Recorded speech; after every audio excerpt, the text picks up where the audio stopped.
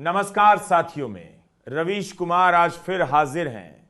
हम लेकर देश दुनिया की 50 सबसे धमाकेदार खबरें। लेकिन शुरू करने से पहले बताइए आप यह वीडियो कहां से देख रहे हैं, और हां, वीडियो को लाइक करें, चैनल को सब्सक्राइब करें, क्योंकि यहां खबरें मिलती हैं सबसे पहले। अरे हम तो फकीर आदमी हैं, झोला लेके चल पड़ेंगे जी। लेकिन पूरी दुनिया में ऐसा फकीर देखा है जो 1,40,000 का चश्मा लगाता हो खुद घूमते हैं, 12 करोड़ की मर्सिडीज में, मतलब भिक्षा मांगकर फॉरेन टूर भी कर लिया और डिजिटल कैमरा भी खरीद लिया कैमरा रिलीज होने से पहले। और नरेंद्र मोदी अपने आप को गरीब ही नहीं बल्कि बहुत गरीब परिवार का बताते हैं। मित्रों, मैं बचपन में रेल के डिब्बे में चाय बेचता था। वहां क्या फकीरी है।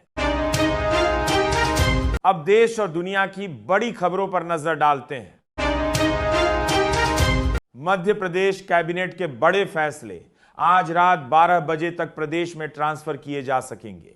वहीं इंदौर मेट्रो परियोजना का बजट बढ़ाकर 12,900 करोड़ रुपए कर दिया गया है। कैबिनेट बैठक में कई अहम प्रस्तावों को भी मंजूरी मिली। जबलपुर एसपी ऑफिस में हंगामे का हाई वोल्टेज ड्रामा। एएसपी कार्यालय परिसर में दो महिलाओं के बीच जमकर मारपीट हुई। दोनों ने एक दूसरे को जमीन पर गिराया, हाथापाई की और जमकर हंगामा किया। पुलिस ने बीच बचाव कर दोनों को जिला अस्पताल पहुंचाया।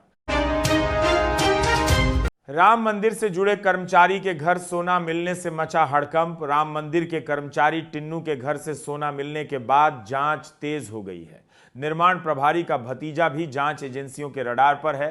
आरोप है कि वह ट्रेन से बोरा लेकर जाता था और फ्लाइट से वापस लौटता था। राजगढ़ में दर्दनाक सड़क हादसा, दिल दहला देने वाला मंजर। राजगढ़ में बाइक से सड़क पर गिरे युवक को पीछे से आ रहे ट्राले ने कुचल दिया। हादसा इतना भयावह था कि आसपास मौजूद लोग भी सन्न रह गए। पुलिस ने मौके पर पहुंचकर आगे की कार्रवाई शुरू कर दी। G7 शिखर सम्मेलन में पीएम मोदी और डोनाल्ड ट्रंप की मुलाकात। करीब 16 महीने बाद दोनों नेताओं की सार्वजनिक मुलाकात हुई। भारत अमेरिका संबंध, व्यापार और वैश्विक सुरक्षा पर चर्चा को लेकर यह बैठक काफी अहम मानी जा रही है। मध्य पूर्व में तनाव कम होने के संकेत। अमेरिका ईरान समझौते और क्षेत्रीय कूटनीतिक प्रयासों के बाद पश्चिम एशिया में तनाव कुछ कम हुआ है, जिसका असर वैश्विक तेल बाजार और भारत की अर्थव्यवस्था पर भी पड़ रहा है। भारत में नीट पेपर लीक विवाद के बीच टेलीग्राम पर अस्थायी रोक। केंद्र सरकार ने नीट री एग्जाम से पहले टेलीग्राम पर 22 जून तक अस्थायी प्रतिबंध लगाने का फैसला किया है। यह कदम पेपर लीक और अवैध गतिविधियों को रोकने के लिए उठाया गया है। पश्चिम बंगाल की राजनीति में नया मोड़। मुख्यमंत्री ममता बनर्जी ने विधानसभा चुनाव परिणाम को लेकर अदालत का रुख किया है। इससे राज्य की राजनीति में एक बार फिर हलचल बढ़ गई है। लोकसभा सीटों के परिसीमन पर राजनीतिक बहस तेज। आंध्र प्रदेश के मुख्यमंत्री चंद्रबाबू नायडू ने कहा है कि मौजूदा राजनीतिक परिस्थितियों में परिसीमन विधेयक को संसद की मंजूरी मिल सकती है। भारत की विदेश नीति पर बड़ा फोकस। विशेषज्ञों का मानना है कि अमेरिका चीन प्रतिस्पर्धा के बीच भारत और पूर्वी एशियाई देशों के बीच रणनीतिक साझेदारी लगातार मजबूत हो रही है। राष्ट्रीय स्वयंसेवक संघ प्रमुख का बड़ा बयान। आरएसएस प्रमुख ने अमेरिका फर्स्ट नीति की आलोचना करते हुए कहा कि भारत अपनी शक्ति का उपयोग विश्व कल्याण और विश्व गुरु की भूमिका के लिए करेगा। अंडमान बेसिन में प्राकृतिक गैस की खोज। अंडमान क्षेत्र में हाइड्रोकार्बन मिलने की पुष्टि हुई है। इसे भारत की ऊर्जा सुरक्षा और आत्मनिर्भरता की दिशा में एक महत्वपूर्ण उपलब्धि माना जा रहा है। मध्य पूर्व के तनाव का भारत की अर्थव्यवस्था पर असर। विशेषज्ञों के अनुसार पश्चिम एशिया की स्थिति में सुधार के बावजूद वैश्विक कमोडिटी कीमतें ऊंचे स्तर पर बनी रह सकती हैं, जिससे भारत में महंगाई पर असर पड़ सकता है। भारत अमेरिका संबंधों पर दुनिया की नजर जी। साथ सम्मेलन के दौरान पीएम मोदी की वैश्विक नेताओं से मुलाकातों को भारत की बढ़ती कूटनीतिक ताकत और वैश्विक प्रभाव के रूप में देखा जा रहा है। पेट्रोल और डीजल कीमतों में आज कोई बदलाव नहीं। देश के प्रमुख शहरों में पेट्रोल और डीजल के दाम स्थिर रहे। इससे ट्रांसपोर्ट सेक्टर, व्यापारियों और आम उपभोक्ताओं को फिलहाल राहत मिली है। ओमान के पास भारतीय जहाज से जुड़ी बड़ी घटना। ओमान के तट के पास एक भारतीय जहाज संकट में फंस गया, लेकिन सभी 14 भारतीय चालक दल के सदस्यों को सुरक्षित बचा लिया गया।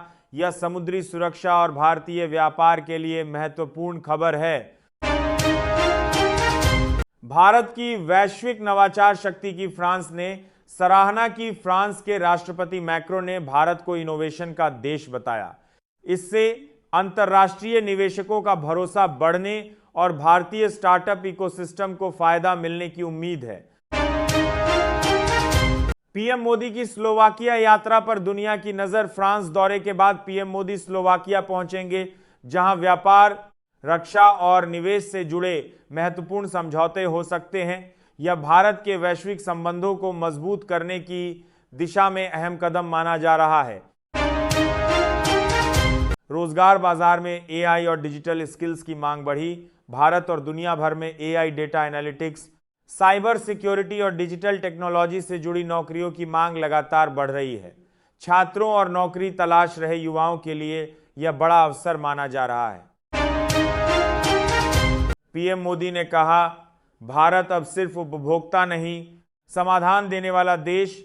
फ्रांस में अपने संबोधन में प्रधानमंत्री मोदी ने कहा कि भारत अब वैश्विक समस्याओं के समाधान विकसित कर रहा है। यह भारत के तकनीकी और आर्थिक प्रभाव के बढ़ने का संकेत माना जा रहा है।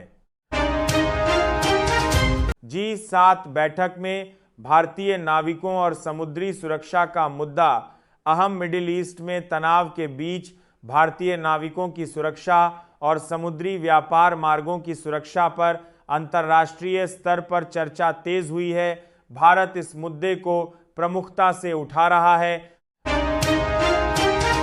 भारत की स्पेस इकोनॉमी 45 अरब डॉलर तक पहुंचने का अनुमान। केंद्र सरकार के अनुसार अगले दशक में भारत की अंतरिक्ष अर्थव्यवस्था 45 अरब डॉलर तक पहुंच सकती है। 400 से अधिक स्पेस स्टार्टअप इस क्षेत्र में काम कर रहे हैं, जिससे रोजगार और निवेश बढ़ सकता है।